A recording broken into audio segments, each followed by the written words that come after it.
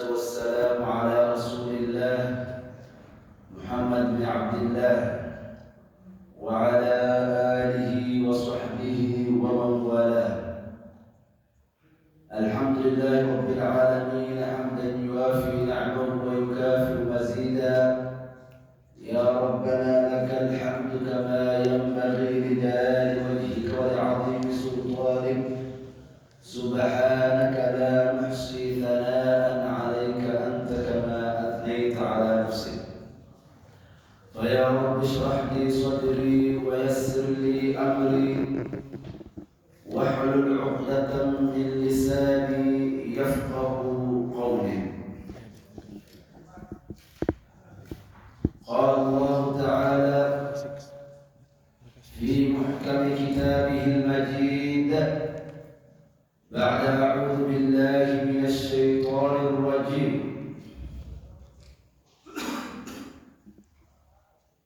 ولقد نصركم الله ببدر وأنتم أذلة فاتقوا الله لعلكم تشكرون.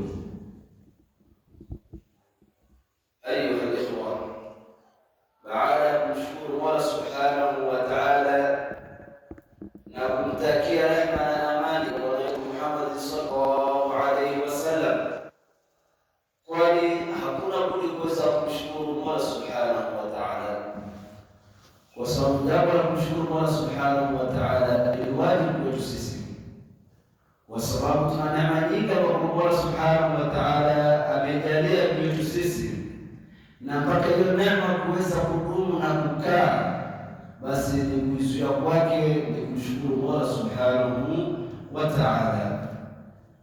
Ayuha ikhwa, bila kurefusha katika masaili ya kumshukuru Mola subhanahu wa ta'ala, taingia moja kwa moja katika mada ambapo kwamba nimeweza kuiandaa.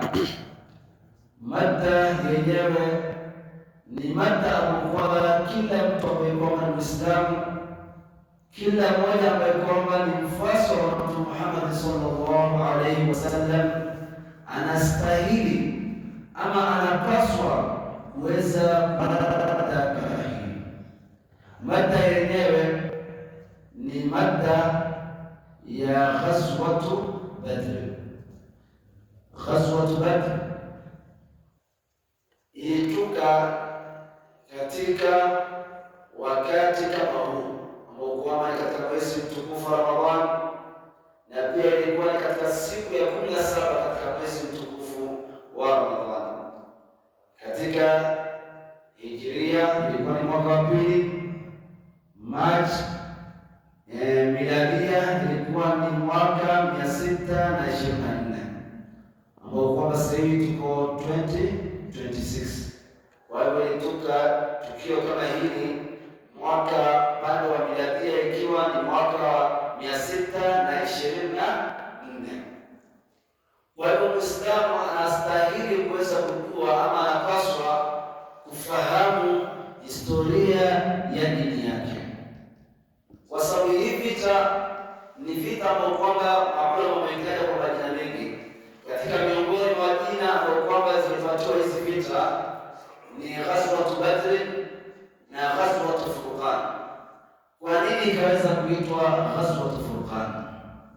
Kwamba يوم الفرقان يوم التقى الجمعان. Mola subhanahu wa ta'ala ni siku ambayo kwamba aliweza kupambanua baina ya haki na batili, ikajulikana kwamba ni njia gani ya sawa na ni njia gani ambayo kwamba sio ya sawa. Ayuha ikhwa, leo tuko tayari kuweza kufahamu historia zingine, lakini ikawa kwamba katika historia ambayo tunastahili kuweza kujua, ikawa hatuko tayari kufahamu dini yetu. Ndipo baada ya kuweza kushughulika na dini yetu, ndipo tutafanya nini? Ndio wengine wakatushughulisha katika masaili mengine, ikawa watoto wetu wanawekwa katika akili zao itikadi ambayo kwamba sio sawa, ikawa watoto wetu wanafundishwa maneno ambayo sio sawa, watoto wetu wakawa wanafundishwa historia ambayo kwamba haihusu. Baada ya kufanya nini? Kuweza kushindwa kudhibiti historia yetu. Na ndio kama ilikuwa sisi tunashughulika na kuweza kutafuta historia yetu na tukaelewa dini ya Uislamu kisawasawa, basi watoto wetu wasingeweza kuweza kujishughulisha katika masala mengine na kuhifadhi masimamo mengine kwenye akili zao. Lakini baada ya kuwa tumekosa kufanya shughuli, basi tukafanya nini? Tukashughulishwa.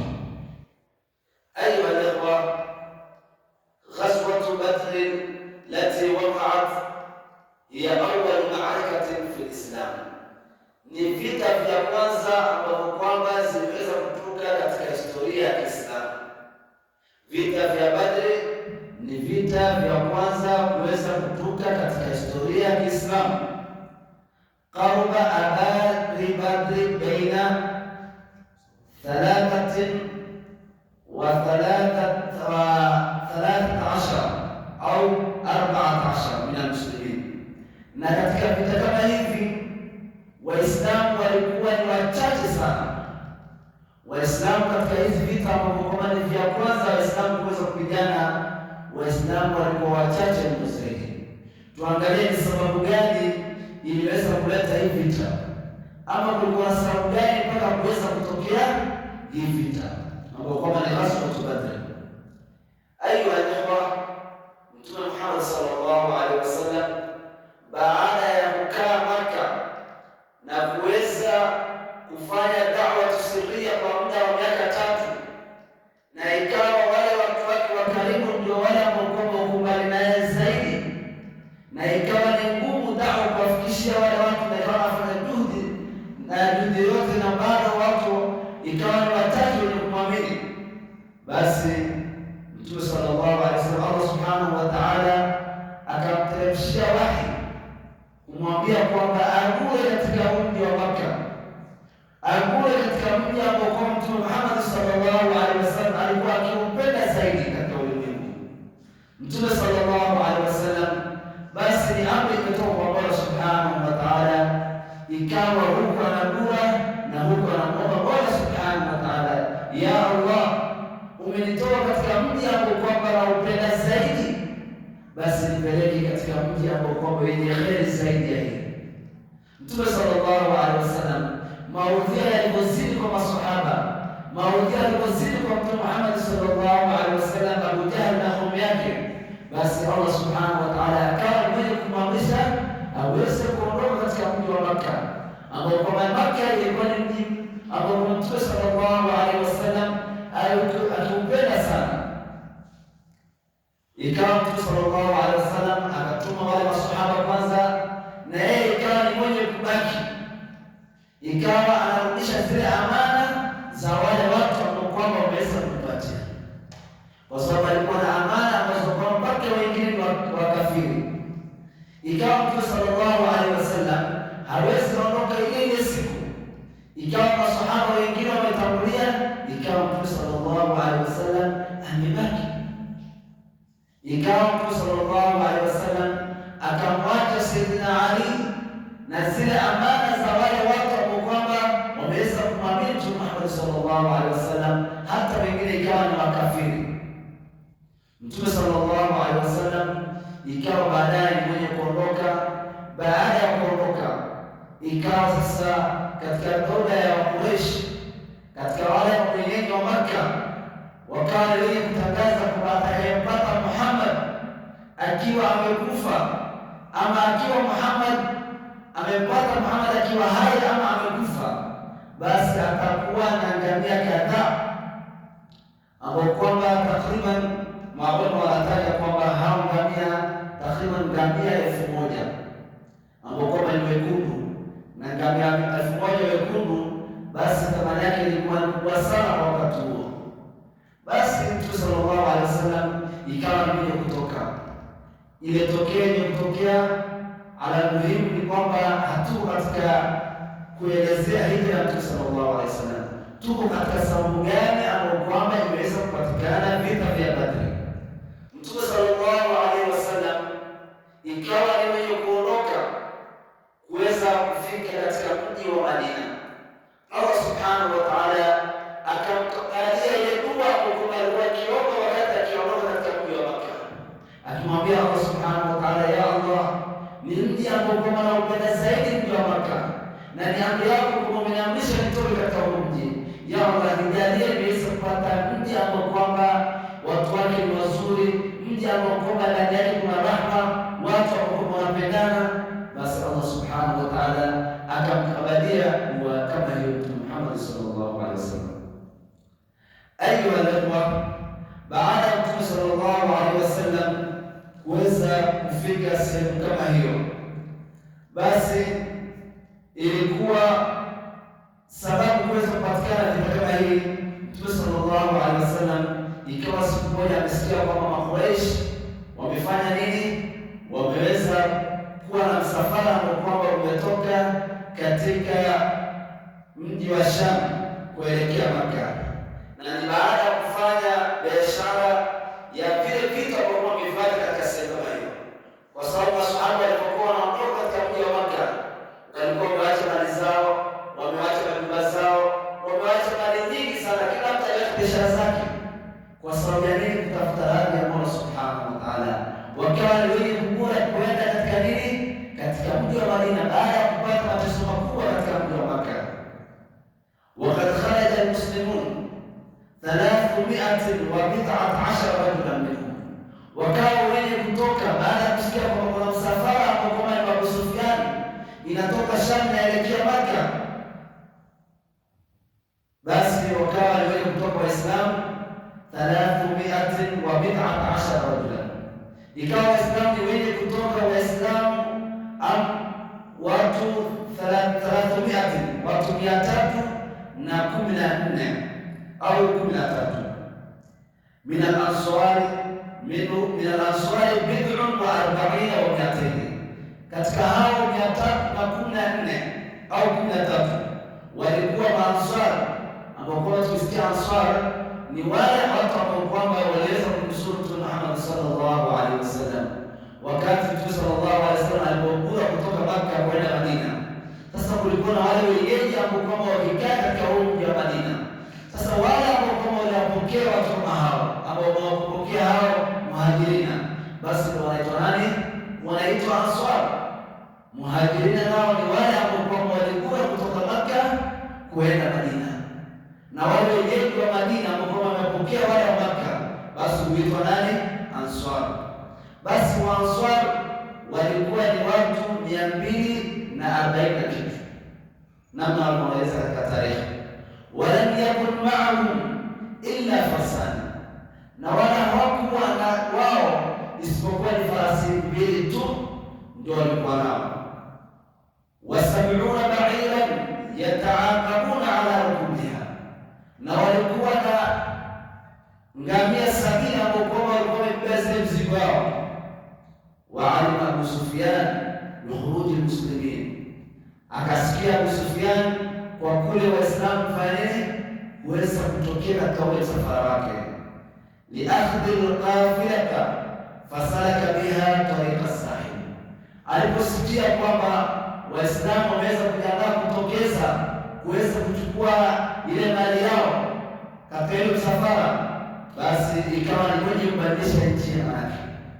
Abu Sufyan ambaye kwamba alikuwa anaongoza msafara huu wa kibiashara, basi ikawa ni mwenye kubadilisha njia, akawa anatumia njia upande wa ufuoni, maana kwenye chini ya bahari. Wa arsala istighfar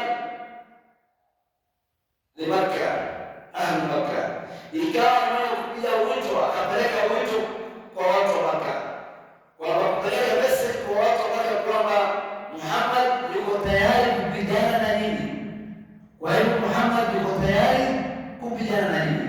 Fasta'addat Quraysh lilkhuruj, ikawa Makuraish sasa wamejipanga kwa ajili ya kufanya nini, kuweza kumtokea Mtume Muhammad sallallahu alaihi wasallam, difa'an an qaflataha, kwa ajili ya kufanya nini, kudefense ile mali yao ambayo kwamba alikuwa nao nani, Abu Sufyan ibn Harb.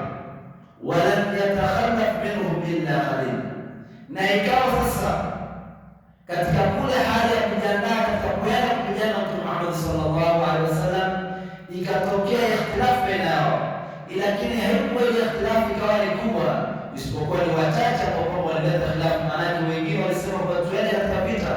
Wengine wakasema kwamba tusiende kwa sababu wale ambao tunaenda kupigana nao kuna ndugu zetu wako pale pale, hawa wake ambao tulikuwa nao, kuna ami zetu wako pale, kuna watoto wetu ambao wamesema kusema kama ile, kwa hivyo tusiende kupigana. Sasa ikawa ni mzozo baina yao, lakini ikawa ile kundi ambao kama imesema tuende kupigana ikawa ndio wengi zaidi. Wabalagha adaduhum nahwu min 1000 muqatil, ikafika idadi ya wale wakafiri ambao kwa majeshi ya kafiri sasa wamejiandaa kwa ajili ya kwenda kupigana na Mtume Muhammad sallallahu alaihi wasallam, 1000 muqatil, watu 1000, wa ma'ahum, na wakiwa pamoja na wao 100 farsun yaqudunaha, na wakiwa na farasi wangapi? 200, wakiwa na farasi 200. Wasala almuslimuna ila Badr, wakawa Mtume sallallahu alaihi wasallam pamoja na Waislamu baada ya kusikia kwamba wamebadilisha njia, wakawa ni wenye kurudi. Mtume sallallahu alaihi wasallam na masahaba wakawa ni wenye kurudi nyuma, na baadaye kusikia kwamba Wakristo au wakafiri wako tayari kupigana na Waislamu. Ikawa habari kama hii alipopata Abu Jahl ambaye kwamba alikuwa ni kiongozi katika wakafiri. Abu Jahl ambaye kwa jina lake ya kikamilifu alikuwa anaitwa Amr bin Hisham ibn al-Mughira al-Makhzumi. Huyo bwana alikuwa kabla ya kuwa na hii jina ilikuwa akiitwa Abul Hakam kwa jina la nickname ya pale katika watu wa Makka. Aliitwa Abul Hakam liradahati aqlihi fi Quraysh wa kana sayyidun min sadati Quraysh, na alikuwa katika wale mabwenyenye katika mabwenyenye wa Makka. Ilikuwa ni mtu ambaye kwamba anaheshimika, ni mtu ambaye kwamba rai yake ilikuwa inafuatwa na kuchukuliwa, lakini alikuwa akiitwa Abul Hakam. Lakini baada ya kuwaudhi Waislamu lishiddati adawati lilislam wa kufru, baada ya ile kufuru yake na kuwaudhi Waislamu, basi Waislamu ikawa wenye kubadilisha kumpatia kwa jina la Abu Jahl. Badala ya kuwa ni baba mwenye hikma, ikawa Waislamu wakabadilisha kuwa ni Abu Jahl, kwamba ni baba la ujahili. Pia vile vile Mtume sallallahu alaihi wasallam ikawa ni mwenye kubandikiza kwa jina, akimwambia kwamba Firaun hadhihi umma wa Abu Jahl, kwamba Firaun ya hii umma basi nani? Ni Abu Jahl. Na huku pande nyingine ikiwa wanaofuata baada ya Abu Jahl ikawa ni Utba bin Rabi'a wa Umayya bin Khalaf wa Shaybah bin Rabi'a wal Walid bin Utba wa Uqba bin Abi Mu'ayth wa Nadr bin al-Harith. Hawa ndio walikuwa wenyeji katika wale wenyeji ambao kwamba walikuwa katika vita kama hivi katika upande wa kafiri. Na pia vile vile katika upande wa Waislamu aliyekuwa anashikilia bendera kwa kwanza alikuwa Mtume Muhammad sallallahu alaihi wasallam, akifuatwa vile vile na Abu Bakar bin Siddiq radhiallahu anhu. Pia vile vile wa Abdullah bin Mas'ud aliweza kushiriki katika vita kama hii, na wa Umar bin Khattab. Pia vile vile Umar bin Khattab amekuwa ni khalifa wa pili, basi aliweza kushiriki katika vita hivi vya Badr, na Ali bin Abi Talib wa Zubair bin Awwam wa Bilal bin Rabah wa Miqdad bin Amr wa Ubaydah bin Harith. Hao wote ni watu ambao kwamba waliweza, ni wachache katika miongoni mwa wale ambao kwamba waliweza kushiriki katika vita kama hivi. Ilikuwa sababu aliyoandikwa Mtume sallallahu alaihi wasallam amewatuma wale masahaba baada ya kuwa huyu bwana Sufyan ibn al-Harb kuweza kutoka na ile mali na zile farasi na wale watu ambao walikuwa nao.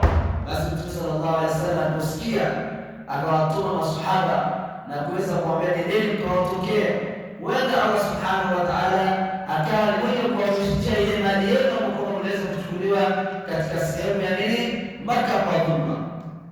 Basi baada ya Sufyan kusikia habari kama hii, basi akawa mwenye kupeleka habari kama hizi, akatuma mjumbe kwa Abu Jahl na watu kuweza kujiandaa katika vita. Baada ya al-ghazwa ikawa Mtume sallallahu alaihi wasallam ameteremshiwa aya ya kuwa kuweza kuruhusiwa kuweza kwenda kupigana. Allah subhanahu wa ta'ala katika Qur'an anaeleza udhina lilladhina yuqataluna biannahum dhulimu wa inna Allaha ala nasrihim laqadir, kwamba wameweza kupatiwa ruhusa kwa wale watu ambao kwamba biannahum dhulimu, kwamba wamedhulumiwa, bimaana kwamba wale masahaba ambao waliweza kudhulumiwa kutoka katika mji wa nini, kutoka katika mji wa Makka, kwa sababu walikataa kwenda hata kitu moja, waliambiwa kama mnakula mkule hivyo hivyo bila kutoka na kitu yote hapo Makka. Ikawa wako tayari kuacha nyumba zao, wakawacha mali zao, wakawacha biashara zao kwa ajili ya kutafuta radhi ya Mola subhanahu wa ta'ala na kuweza kugura kwenda katika mji wa Madina. Sasa Mtume sallallahu alaihi wasallam akamwambia, nendeni, huenda Allah subhanahu wa ta'ala akawa ni mmoja kufanya nini, kuweza kuwapatia ama kupata zile mali yenu ambazo mnaweza kupata katika sehemu gani, katika sehemu ya Madina. Lakini ikawa sasa Allah subhanahu wa ta'ala ni mwenye kudhihirisha, kutaka kudhihirisha dini yake ama kuonesha kwamba dini ya haki ni gani. Ikawa Allah subhanahu wa ta'ala amejalia kwamba kutatokea vita. Lengo ilikuwa masahaba wametoka kuweza kwenda kutafuta nini, kuenda kuchukua zile mali, sio kwa ajili ya kwenda kupigana, lakini kwenda kufanya nini, kwenda kutafuta zile mali zao kwa walifanya nini, waliweza kuamua kwa kubeba kwa walidhulumiwa. Lakini ikawa habari imebadilisha, ikawa ni kwamba ni vita, kwamba wa huwa al-farqu baina al-haqq wal-batil. Allah subhanahu wa ta'ala ikawa ni mwenye kudhihirisha haki, ni njia haki ni gani na njia batil ni gani. Basi habari kama hii alipoweza kupata Abu Jahl kwamba Waislamu wako tayari na kupigana, basi Abu Jahl aliweza kufurahi sana, kwa sababu alikuwa akitafuta nafasi sana, akitafuta namna gani ambapo ataweza kumaliza Mtume Muhammad sallallahu alaihi wasallam. Alitafuta mara nyingi, lakini hakuweza kupata nafasi. Lakini kama Muhammad leo, ikiwa yeye mwenyewe ni dhaifu, hana jeshi nzuri na yuko tayari kupigana na sisi, basi ni fursa nzuri ya kumaliza Muhammad. Ikawa Abu Jahl anasikia furaha kwa kule kusikia kwa Mtume Muhammad sallallahu alaihi wasallam yuko katika uwanja wa Badri na yuko tayari kufanya nini, kuweza kupigana. Basi Abu Jahl ikawa ni mwenye kutoka na askari 1000 na akiwa na farasi 100 na akiwa na ngamia ambao hazina idadi. Abu Jahl ikawa ni mwenye kujiandaa kwa ajili ya vita, na Mtume sallallahu alaihi wasallam huko pande yake ikiwa ni watu 313 na 14 katika maola wanaoeleza. Ayo ndio, angalia ni idadi gani ambapo Waislamu walikuwa, ni idadi chache namna gani ambapo Waislamu walikuwa. Lakini tuangalie mwisho wa hii vita, Allah subhanahu wa ta'ala, je, atajalia kwa hali gani hii vita? Ikawa baada ya Mtume sallallahu alaihi wasallam kuleta wahi na kuteremshwa aya kwamba Waislamu kuruhusiwa kwenda kuweza kupigana, ikawa na yeye vile vile amejiandaa na wale wanajeshi wake ambao kwamba ni 314 na farasi wangapi? Farasi 2 na ngamia 70. Hebu swanisha wewe katika picha yako, watu 314 wapigana na watu 1000.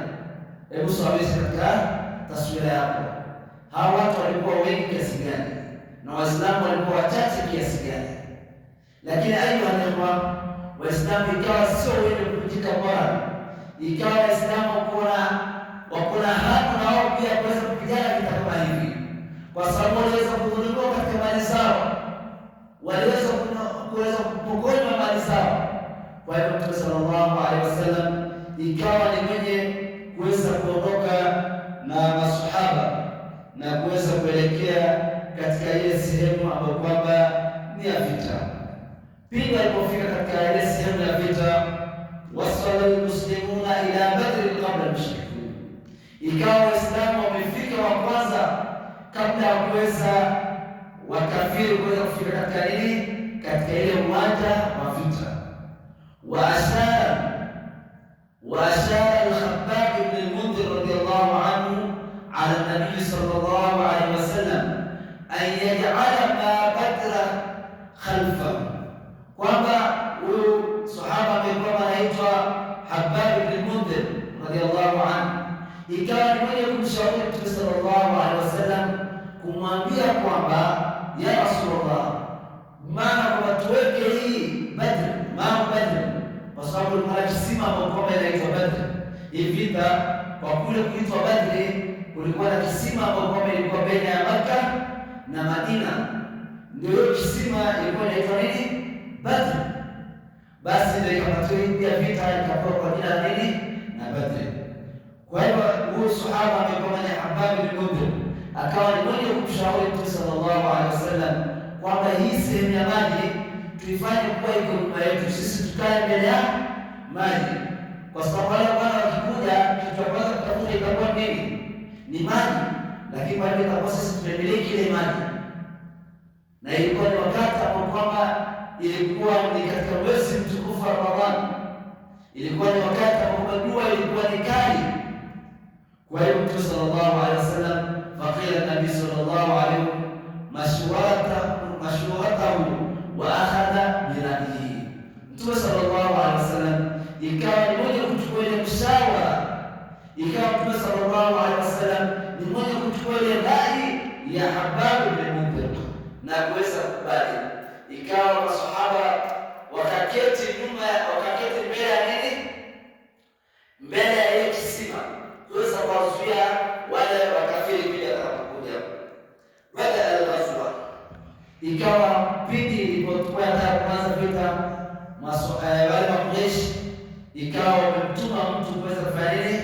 Kuweza kwenda kuangalia ile jeshi ya Waislamu ndio wamejiandaa kivipi.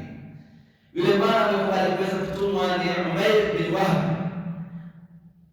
ikawa mwenye kuweza kwenda kuangalia na baada ya kurudi ikawa anatamka maneno ambayo ni mashuhuri akisema kwamba raaitul balaya tahmilu balaya. Akaulizwa, je, umeonaje wale masahaba? Akasema kwamba raaitul balaya tahmilu balaya, nimeona balaa ambayo kwamba imebeba mauti. Bimaana kwamba nimeona ngamia ambayo kwamba zimebeba nini? Mauti. Bimaana hawa watu hawana kitu kingine kusaidia isipokuwa ile panda moja kwa nao na farasi mbili tu ambao kwa nao. Bimaana kwamba ni watu ambao hawana nini? Hawana nguvu. Ikawa Mtume sallallahu alaihi wasallam ni mmoja kuwapatia maneno ya utisho, ni mmoja kuwapatia maneno ya kuwapatia nguvu Waislamu katika hizo vita. Ikawa Mtume sallallahu alaihi wasallam ni mmoja kuinua mkono wake na kumwomba Allah subhanahu wa ta'ala, ya Allah, leo kama hutomsuru leo dini yako, basi hamtopatikana watu ambao kwamba wataweza kufanya nini? Kunusuru dini yako. Ya Allah, ikawa ni mmoja kumwomba Mtume sallallahu alaihi wasallam kutaka nusra kutoka kwa nani? Kwa Mola subhanahu wa ta'ala. Ndipo Allah subhanahu wa ta'ala katika Qur'an anatueleza, idh tastaghithuna rabbakum fastajaba lakum anni mumiddukum bi alfin min almalaikati murdifin. Ikawa Mola subhanahu wa ta'ala ikawa mwenye kuteremsha malaika baada ya Mtume sallallahu alaihi wasallam kuweza kuomba dua kama hii, kumwambia kwamba ya Allah, kama leo hautotunusuru ama hautotunusuru kwa kushinda hii vita, basi itakosekana watu ambao watafanya nini? Watanusuru dini yako. Na ukiangalia kweli ni watu wangapi? Ni watu takriban 314, watu takriban 314 ukisawirisha na watu 1000 ni maradufu, kwa sababu kila moja katika hao watu 1000 itabidi mtu mmoja ashikane na watu wangapi?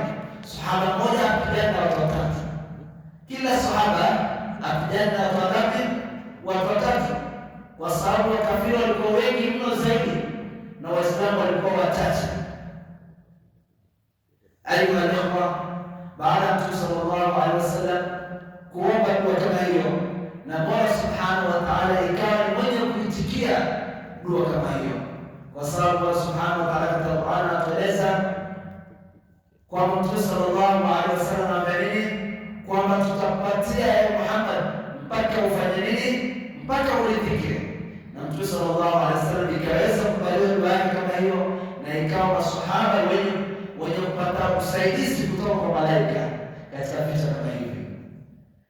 Ayuha ikhwa, ikawa katika mapambano kama haya, ikawa Waislamu ni wenye kuweza kupata nusra, ikawa Waislamu ni wenye kunusurika katika vita kama hivi, na kwa maana ile uchache ambao walikuwa nao, lakini Mola Subhanahu wa Ta'ala akawanusuru katika vita kama hivi.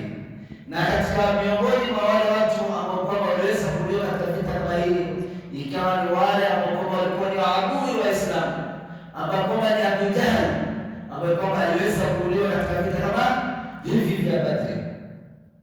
Kuna watu ambao kwamba ni mwenyeji katika miongoni mwa Makka, ambao kwamba waliweza kukosa uhai wao katika vita kama hivi, na pia vile vile katika Waislamu walioweza kuuliwa katika vita kama hivi ni watu 14 katika watu 314 na watu 1000 walipigana, watu 14 pande wa Islam waliweza kufanya nini?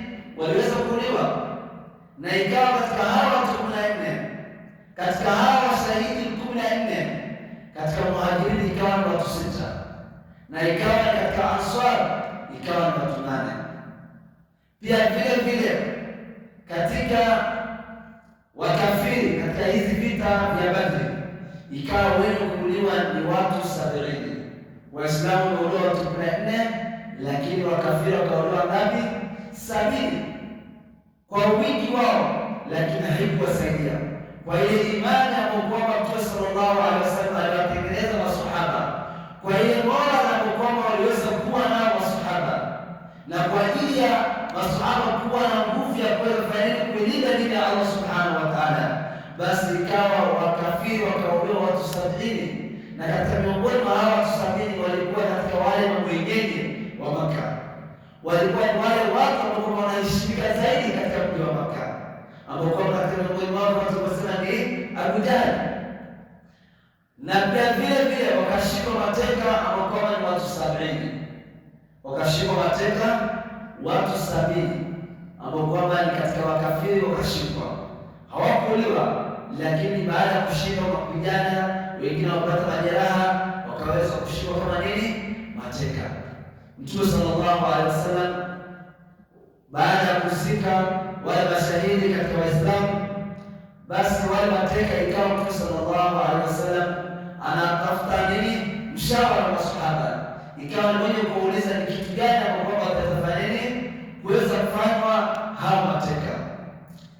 Basi katika rai za masahaba, miongoni mwa rai ambao kwa Sayyidina Umar aliweza kutoa, basi alisema hao wote hao 70 tuwakati vichwa vyao.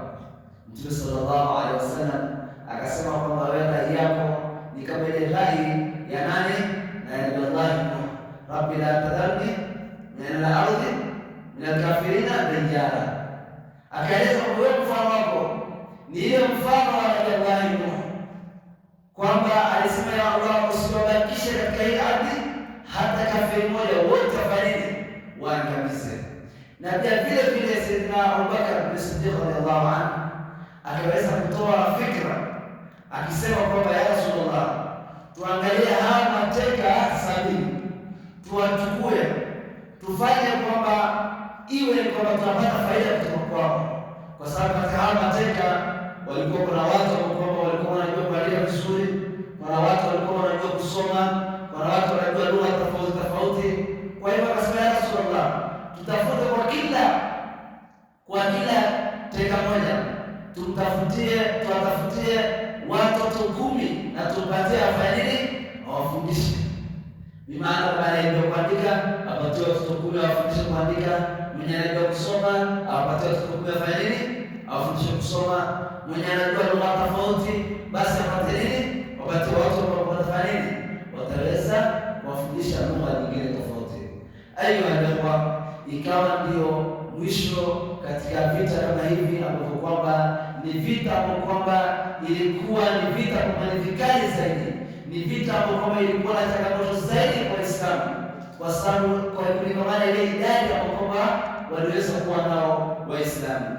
Aiyuha, kwa hivyo inatakana kama sisi Waislamu ama sisi ambao kama nafasi wa Mtume Muhammad sallallahu alaihi wasallam, ama sisi kama mafasi wa dini ya Uislamu, yatakana kwamba tufuatilie hii masail, tufuatilie historia za Kiislamu, tuelewe haya yote.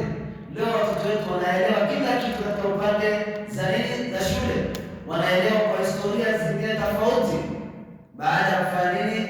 Kuweza kufundishwa historia yao binafsi ya Kiislamu.